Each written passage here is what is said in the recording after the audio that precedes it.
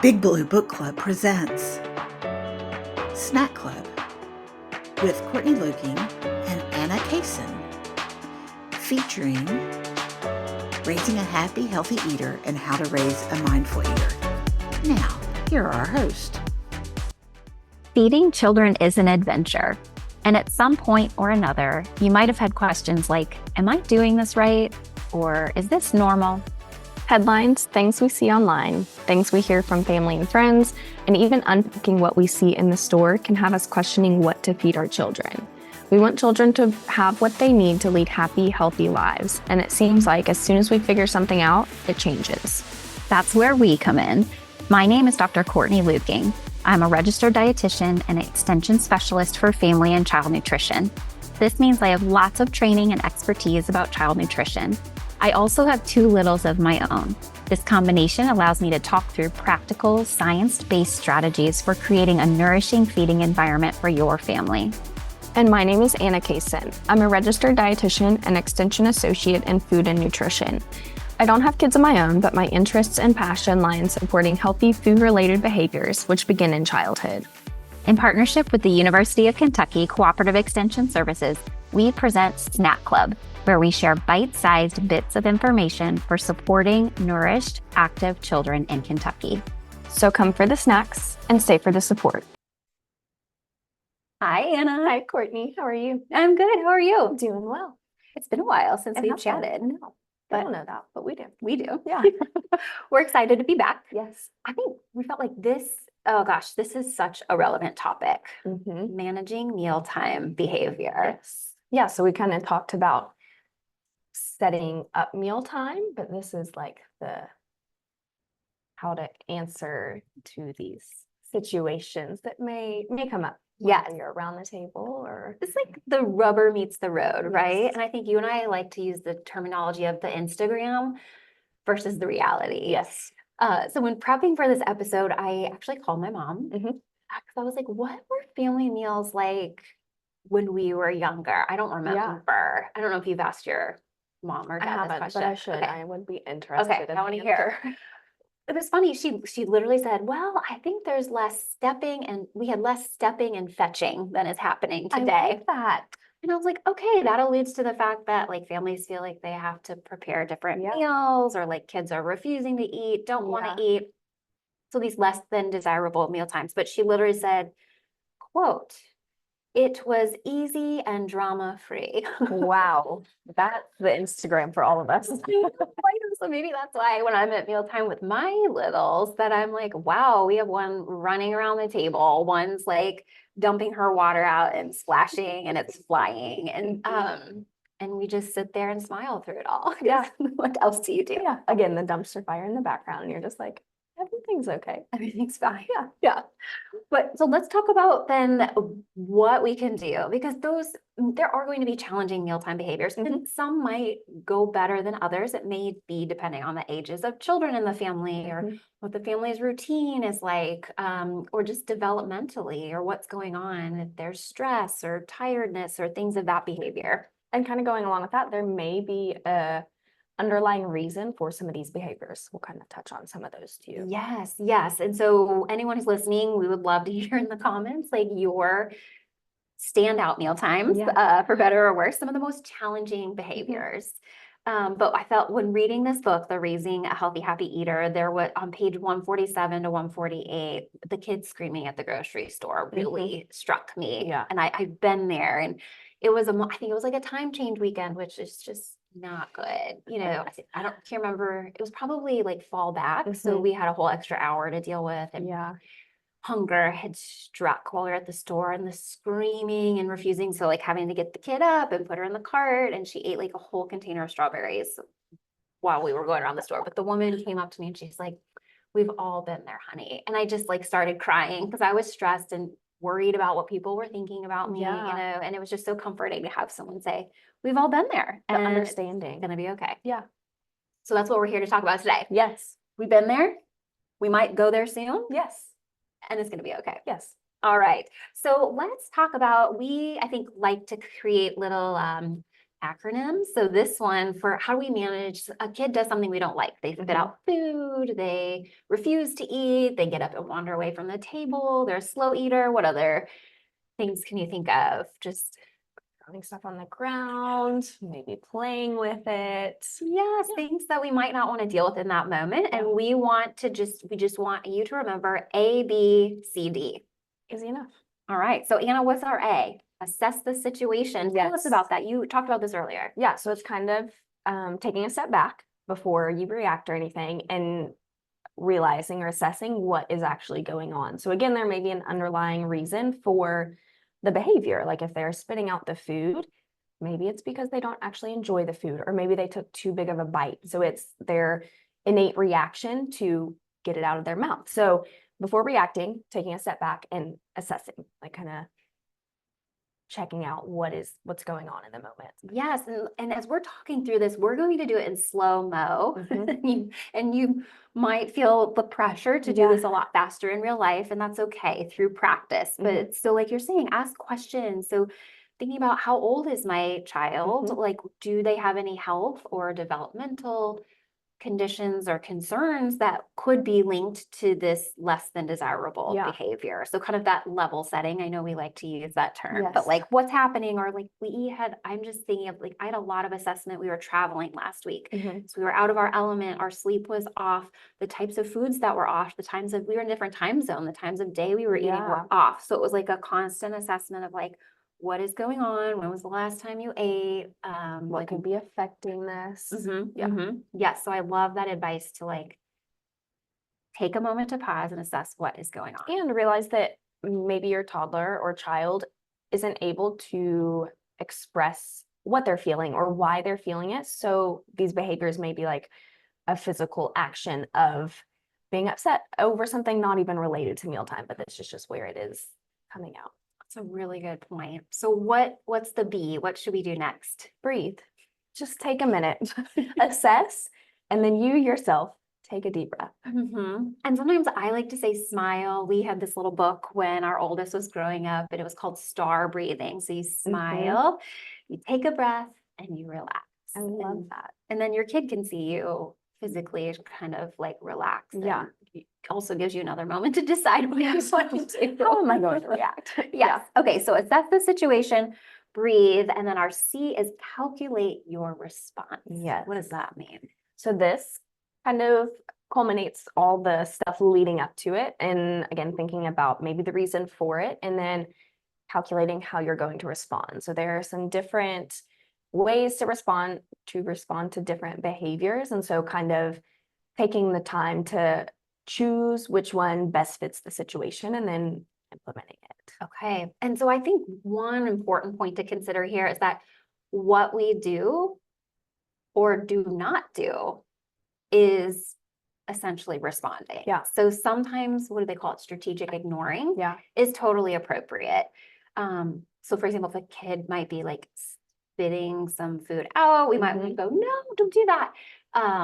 But if we assess the situation and they're not choking and it just seems to be something else, then we could strategically ignore rather than maybe my oldest just laughing and then behavior is repeated because we got a rise out of our audience. And, I love in them raising a healthy, happy eater, they kind of relate it to if your toddler has a temper tantrum when you're putting him in the car seat. Like there is if you have to go somewhere, there is no other option aside from riding in the car seat to get from one place to the other. So there's really no way to react to that other than just letting the situation happen. You buckle them in, you get in the car and drive, because that's the only option. So kind of thinking about that with mealtime, again, we have this structure set up and these boundaries set up. So this is the option in this moment. This is what we are doing here. So again, assessing and breathing, and then realizing maybe I don't need to react or respond. Just let it happen and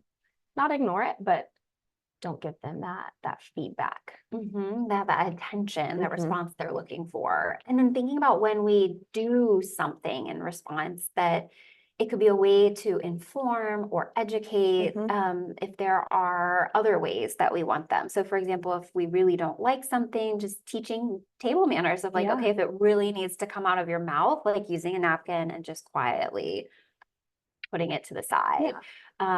Or if kids are like getting up and running around, and just a gentle reminder that like, if this is lunch, you know, so, okay, question, are you finished eating? Or does your belly want more? Has it had enough?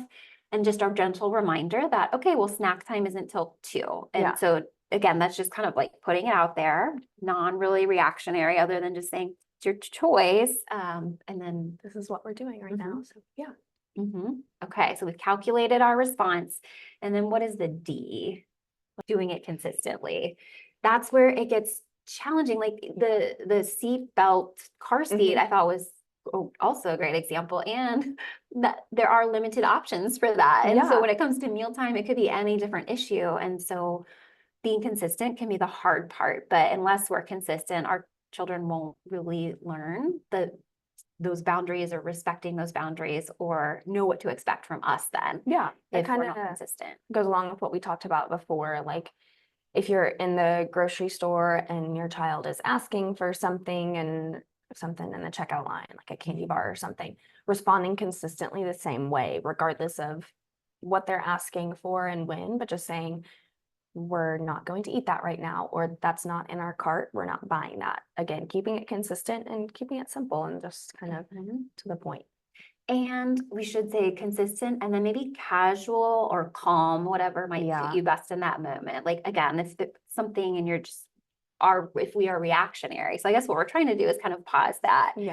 And then be strategic about how we're responding, but trying to keep it calm and casual, even as they're escalating and rising. And I'm just thinking, I always say that at the store. Now my oldest is like, not today, not right now, because apparently that's, you always say that. Like, hey, I am consistent. Consistency is key. Right? You knew that what my answer would be before you even asked. So there we go. Okay, so with some of these undesirable behaviors of like getting up and running around and maybe refusing like what we call food jags, which we have another episode that will be linked if anyone wants to listen more when children are eating a smaller selection of foods. There might be a lot left on the plate. And so you and I were like, we want to make sure we talk about this issue of food waste. So maybe let's talk about some strategies or how to think about food that is left on the plate as we are oftentimes navigating these challenging behaviors. So I love in the book, they say that even though it seems like food waste, food that's left over on the plate, it's not actually wasted because it has been an opportunity to see new foods, maybe smell new foods, just that exposure. And then maybe it's not time to eat them yet, but still the exposure leads to potentially trying it or just having that experience with the food. So it's not waste, even though it is left on the plate. There are some other options that you could do with it, but try to just reframe it and not think about it as waste, and starting small with smaller portions of whatever these foods are, whether they're familiar foods or new foods. Starting small, you can always get more on the plate, but if it's smaller to begin with, it's less likely to be left there. I think that's really helpful. And then just thinking about to what degree then did they interact? Was it truly just on their plate and they didn't touch it? You could put it in the fridge for later, whether reheat or just serve as is, or repurpose. I know we like to talk about using leftovers, taking it for a variety of reasons, for speed and ease of pulling a meal together, but it's also a way to make sure that things aren't just thrown out. And I thought there were some really great tips in the book also about being strategic when you plan. So kids need to be introduced to foods a lot of times typically before they might entertain the idea of liking it. And so offering the same food several times over a week and maybe trying it prepared in slightly different ways or offered with different pairings to see if that kind of sparks something. What are some other ways we might need to think about food waste? Frozen foods are great. Like I know with fresh foods, those can go bad even before we even prepare them. So frozen or canned, just remembering that those are options for creating our meals. And then kind of along the same lines, there are other options to use the food that may have been left over on the plate if it has been touched or played with or something, and so it's not to be eaten at a later time. But you could compost it, checking in with your local extension office if you're interested in learning more about starting a compost or how to repurpose these foods for a totally different reason. Oh, that's a great idea. And I think that just kind of brings it full circle because the cost of foods. And so there are real, true concerns about that. And so it's kind of this catch-22 or like this cycle. We worry about waste, so we limit what we offer, that we know things they like, and then that kind of defeats the purpose of trying to introduce those new foods. And so small baby steps, offering new foods and being strategic about how much is prepared or served at any given time. I think those are all really great tips. Yeah, absolutely. Okay, so whether your kids are up and running, and we want to hear like what your meal times are like, maybe you find it entertaining, maybe you find it annoying, or maybe it just depends on how your day went as the adult trying to get through it.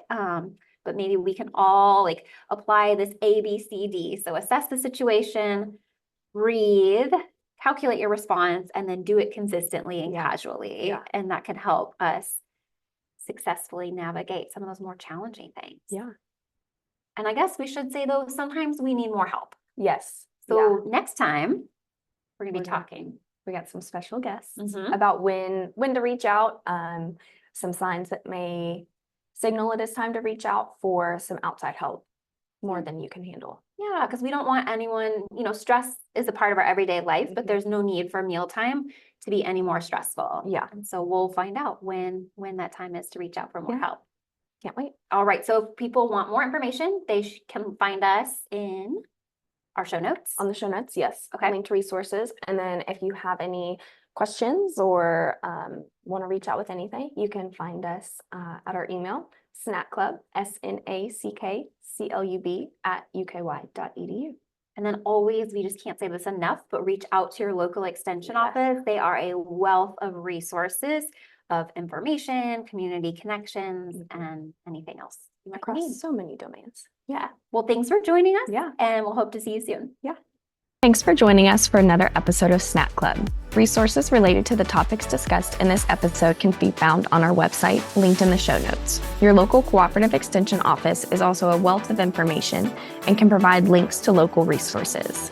If you have other topics you would like to hear about, send us a note at snackclub@uky.edu. That's snackclub@uky.edu.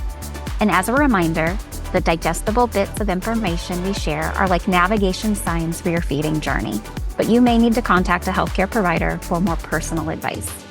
And last but not least, special thanks to our team behind the scenes. Mindy McCulley for bringing this audio and video file to life with her technology skills, and to the people through her marketing magic. And to Kelly Thompson for her creative ability to turn one conversation into our Snack Club symbol. We hope to see you again soon.